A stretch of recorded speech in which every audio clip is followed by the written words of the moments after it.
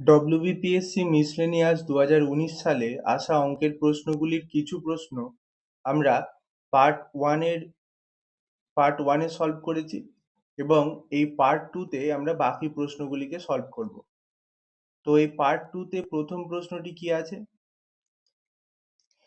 একটি পরীক্ষায় এক ছাত্রকে কোনো একটি সংখ্যার 5/16 অংশ নির্ণয় করতে বলা হলো। ভুলবশত ছাত্রটি সংখ্যাটির 5/6 অংশ নির্ণয় করে। যদি তার উত্তর প্রকৃত উত্তরের চেয়ে 150 বেশি হয় তবে ওই সংখ্যাটি হলো। তাহলে সে যে সংখ্যাটি লিখেছে সেই সংখ্যাটি যে সংখ্যাটি লিখতে হতো তার থেকে 150 বেশি। যদি সংখ্যাটিকে আমরা x ধরে নিই,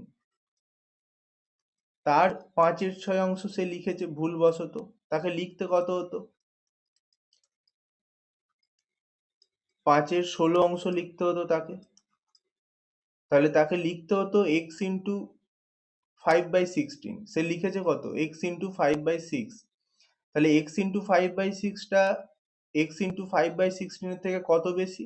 না 150। তাহলে x into 5/6 minus x into 5/16 is equals two হবে 150। তাহলে এটা ক্যালকুলেট করলে দেখা যাক কত পাওয়া যাচ্ছে।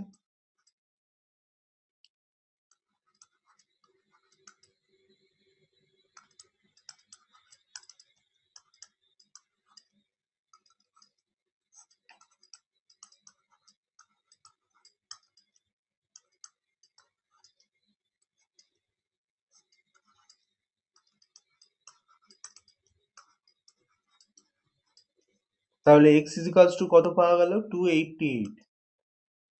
এই প্রশ্নের অ্যান্সার হবে কত? 288। পরের প্রশ্নে কি বলা হচ্ছে? নতুন বাজেটে কেরোসিন তেলের দাম 25% বৃদ্ধি পায়। শতকরা কত ভাগ কেরোসিন তেলের ব্যবহার কমালে ওই বাবদ খরচের কোনো বৃদ্ধি হয় না? এই প্রশ্নটি সলভ করার জন্য আমরা একটি ফর্মুলা আগে দেখে নেব, যে ফর্মুলার মাধ্যমে আমরা খুব সহজে এবং তাড়াতাড়ি এই প্রশ্নটিকে সলভ করতে পারবো। যদি মূল্যবৃদ্ধি r% ধরে নেওয়া হয়, মূল্যবৃদ্ধি তাহলে কত ধরা হচ্ছে? r%। তাহলে সেক্ষেত্রে খরচ অপরিবর্তিত রেখে শতকরা ব্যবহারের হার কমানোর সূত্রটি হলো r by 100 plus r into 100%। তাহলে এখানে r এর ভ্যালু কত দেওয়া আছে? 25। তাহলে 25 বাই 100 প্লাস 25 ইন্টু 100। তাহলে এটা ক্যালকুলেট করলে আমরা কত পেয়ে যাচ্ছি?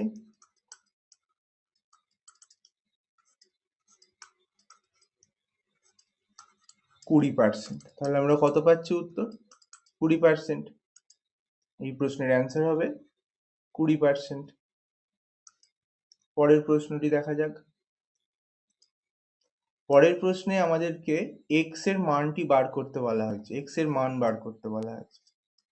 তাহলে x এর মান বার করে দেখা যাক কত আসছে।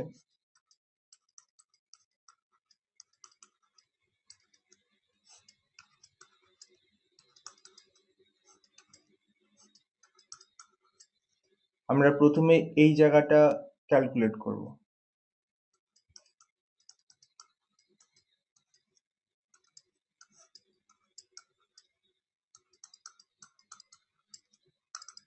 তাহলে আমরা কত পেলাম এটা ক্যালকুলেট করে?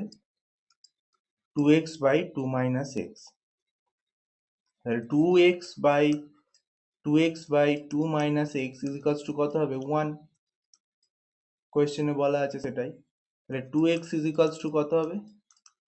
2 মাইনাস x। তাহলে x ইজ ইকুয়ালস টু এখান থেকে আমরা কত পেয়ে যাচ্ছি? 2/3। উত্তর কত হয়ে যাবে তাহলে? Option B, 2/3। পরের প্রশ্নে বলা হচ্ছে 100 মিটার দীর্ঘ একটি ট্রেন তার বিপরীত অভিমুখে 5 কিলোমিটার পার ঘন্টা বেগে গতিশীল এক ব্যক্তিকে অতিক্রম করতে 6 সেকেন্ড সময় লাগে। ট্রেনটির গতিবেগ হলো। তাহলে ট্রেনটির গতিবেগ যদি আমরা ভি কিলোমিটার পার ঘন্টা বলে ধরে নিই, তাহলে ব্যক্তি তার উল্টো দিকে 5 কিলোমিটার পার ঘন্টা বেগে যাচ্ছে। তাহলে এখন এই ব্যক্তির সাপেক্ষে যদি আমি ট্রেনের আপেক্ষিক গতি দেখি, তাহলে ব্যক্তির সাপেক্ষে ট্রেনের আপেক্ষিক গতি কত হবে? V plus 5। এটা কিলোমিটার পার ঘন্টায় আছে, তাহলে এটাকে মিটার পার সেকেন্ডে কনভার্ট করার জন্য আমরা 5/18 দিয়ে গুণ করে দেবো, 5-18 দিয়ে গুণ করব। এখন এই অঙ্কটিকে সলভ করার জন্য আমরা এই ফর্মুলাটি ব্যবহার করব, s is equals to vt। s কত দেওয়া আছে এখানে? s দেওয়া আছে 100 মিটার। s কত হবে এখানে? 100 মিটার। তাহলে এটা আমার v, অর্থাৎ যে আমি আপেক্ষিক গতিবেগ যেটা বার করলাম, ট্রেনটির আপেক্ষিক গতিবেগ ব্যক্তির সাপেক্ষে, সেটা আমার এটা। এখন কত সময় লেগেছে তার? না 6 সেকেন্ড সময় লেগেছে। এই 6 সেকেন্ডে তাহলে s টা কত হয়ে যাবে? 100। তাহলে এটা ক্যালকুলেট করে দেখা যাক কত পাচ্ছি আমরা।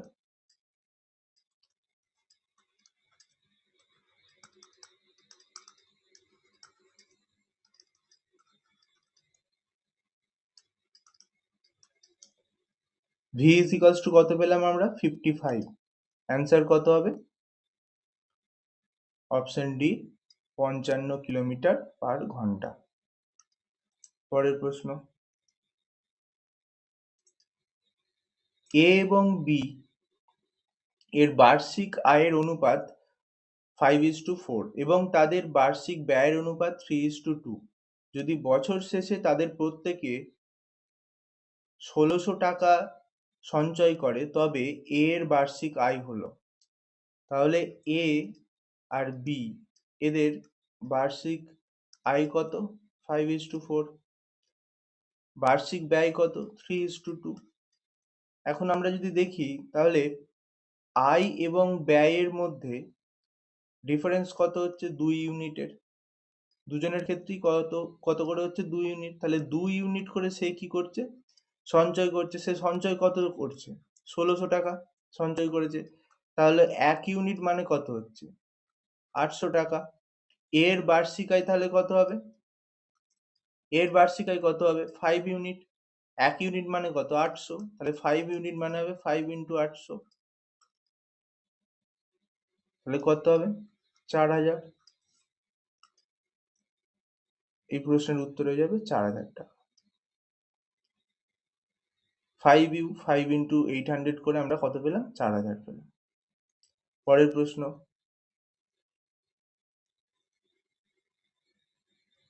কোনো এক দ্রব্যের ক্রয় মূল্য চিহ্নিত মূল্যের 64%। ওই দ্রব্যটি 12% ছাড়ে বিক্রি করলে লাভের হার হবে। তাহলে ক্রয় মূল্য চিহ্নিত মূল্যের 64% বলা আছে। তাহলে আমি যদি চিহ্নিত মূল্য অর্থাৎ মার্কেট প্রাইসকে যদি আমরা এখানে 100 বলে ধরে নিই, তাহলে ক্রয় মূল্য বা কস্ট প্রাইস কত হয়ে যাবে? 64 টাকা। তাহলে 12% ছাড়ে বিক্রি করলে সেলিং প্রাইস কত হবে? 100 মাইনাস 12 করলে কত পাবো? 88। তাহলে লাভের হার তাহলে কত হয়ে যাবে? না, এখানে প্রফিট কত হচ্ছে? তাহলে এখানে প্রফিট হচ্ছে 88 মাইনাস 64, মানে 24 পেলাম। 24 আমাদের প্রফিট এলো। কতর মধ্যে? ক্রয় মূল্য কত? 64 ইন্টু 100%। তাহলে এটা ক্যালকুলেট করে দেখা যাক।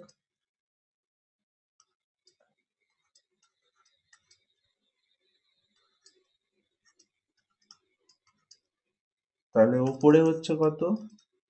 75 আর নিচে হচ্ছে 2, 37.5%। তাহলে এই প্রশ্নের অ্যান্সার হয়ে যাবে 37.5%। 37.5% এই প্রশ্নের অ্যান্সার হচ্ছে।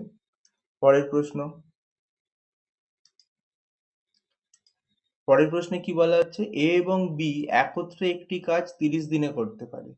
এ 16 দিন কাজ করার পর বি বাকি কাজ একা 44 দিনে শেষ করে। পুরো কাজটি বি একা কতদিনে করবে? এই প্রশ্নটা তাহলে আমরা কি করে সলভ করব? না, আমরা যদি প্রথমেই এ এর এফিসিয়েন্সি x বলে ধরি এবং বি এর এফিসিয়েন্সি y বলে ধরে নিই, তাহলে মোট কার্য কত হবে? W is equals to 30 into x plus y। আবার কি বলা আছে না, এ 16 দিন কাজ করার পর বি বাকি কাজ একা 44 দিন করে, তাহলে সেই হিসাবে আমরা W is equals to আবার লিখতে পারি কি 16 into x plus 44 into y। তাহলে এই দুটি সমান হবে অবশ্যই।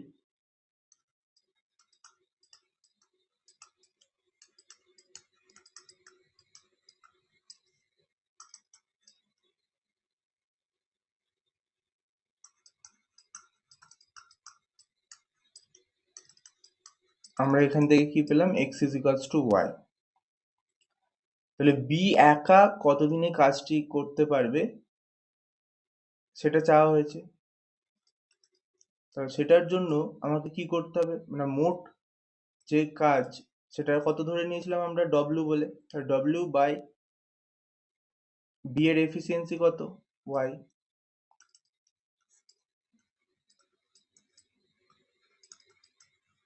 যেহেতু আমরা x is equals to y পেয়েছি, তাই x এর জায়গায় এখানে y বসিয়ে দিলাম।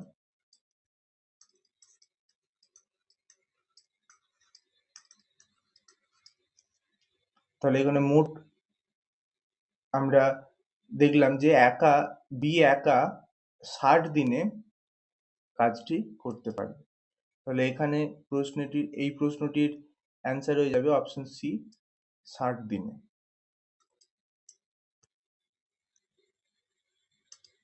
পরের প্রশ্ন। এই প্রশ্নে আমরা একটি ফর্মুলা ব্যবহার করব a কিউব মাইনাস বি কিউবের। ফর্মুলাটি কি? a minus B into A square plus A B plus B square. তাহলে এখন এই অঙ্কটিতে যদি আমরা এই ফর্মুলাটি অ্যাপ্লাই করি, তাহলে আমরা এই যে 0.362 তার হোল কিউব মাইনাস 0.1 তার হোল কিউব এর জায়গায় আমরা এই ফর্মুলাটি ব্যবহার করব। ফর্মুলাটি ব্যবহার করলে আমরা কি লিখতে পারবো? 0.362 মাইনাস 0.1 ইন্টু 0.362 তার whole square plus 0.362 into 0.1 plus 0.1 তার হোল স্কোয়ার। আর নিচে কত আছে? 0.362 তার হোল স্কোয়ার প্লাস 0.0362 প্লাস 0.1 তার হোল স্কোয়ার। এখন এই ওপরে যে সংখ্যাটি আমরা পেয়েছি সেই সংখ্যাটিতে আমরা দেখতে পাচ্ছি 0.362 ইন্টু 0.1 করলে আমরা কত পেয়ে যাব? না 0.0362। অর্থাৎ আমাদের এখানে আমরা দেখতে পাচ্ছি এই দুটি কেটে যাবে, কেটে গিয়ে কত পড়ে থাকবে? 0.362 মাইনাস 0.1। সেখান থেকে আমরা কত পেয়ে যাচ্ছি? 0.262। অর্থাৎ এই প্রশ্নের অ্যান্সার হয়ে যাচ্ছে 0.262।